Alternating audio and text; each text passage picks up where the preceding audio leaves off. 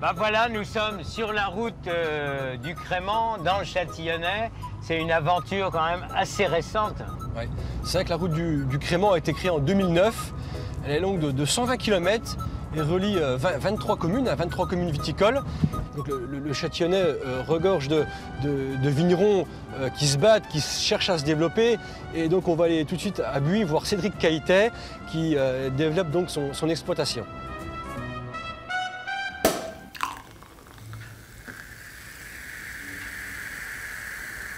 Alors vous, Cédric, l'histoire de votre domaine, c'est un peu l'histoire du Châtillonnais. Nous produisons sur 12 hectares de vignes du Crémant de Bourgogne, donc avec plusieurs gammes de bouteilles.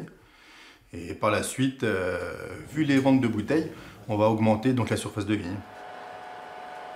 On a vraiment investi en 2013 dans un nouveau pressoir, une nouvelle cuverie. Et par la suite, on va réinstaller aussi un nouveau pressoir en 2018.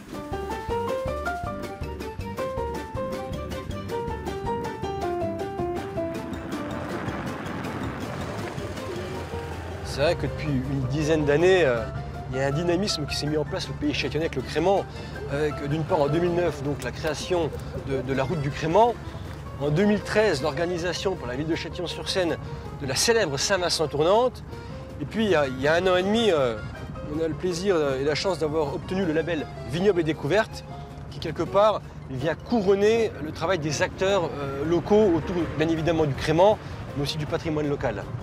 Donc là, on arrive à Massingy, où Ghislain a créé de lui-même, de ses propres mains, un magnifique musée. On va le découvrir ensemble.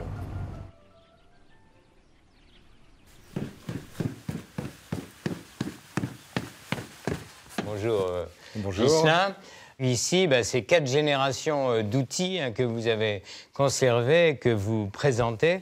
Alors justement, œnocentre, qu'est-ce que ça veut dire? Qu'est-ce qu'on découvre? Un œnocentre, c'est un petit peu un terme que l'on a inventé, qui résume très bien pour nous à la fois un musée de la vigne et du vin, avec, comme on le voit ici, une exposition d'outils statiques, donc là c'est très muséographique, et puis aussi un centre d'interprétation, où là on va mettre en place tout un outil pédagogique, avec les moyens modernes d'aujourd'hui, l'image, le son, à travers des films, etc., pour mettre en avant, expliquer notre métier de vigneron et toute la viticulture.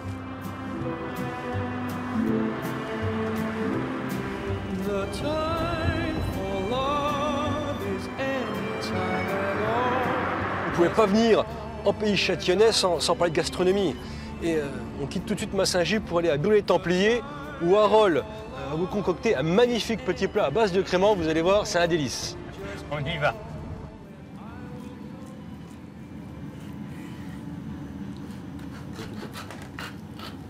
Bonjour Harold.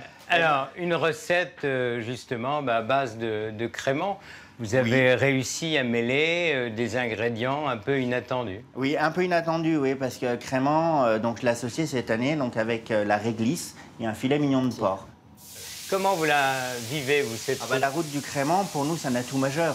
On avait le vignoble, donc la Côte de Nuit, Côte de Beaune. On avait en Bourgogne le Chablisien. Et nous, maintenant, on a notre route du Crémant, donc avec nos crémants de Bourgogne qui n'ont rien à envier à nos voisins champenois. Je veux dire, on est très fiers de nos crémants bourguignons.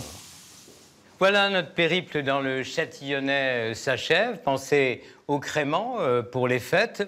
Et au crémant dans l'assiette. Et à la fête du Crémant, le samedi 17 mars à Châtillon-sur-Seine. Et puis, bonne fête à tous.